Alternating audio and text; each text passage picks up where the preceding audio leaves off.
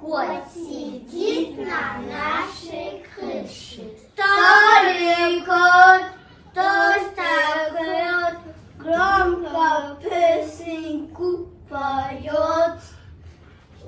Ноги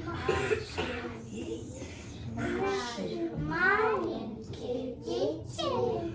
Старый кот, толстый кот, громко песенку поет. День, хотя и сыт, никого не пощадит. Старый кот, толстый кот, громко песенку поет. хитро прищурив глаз, стережет, наверно, нас. Старый кот, толстый кот, громко песенку поет.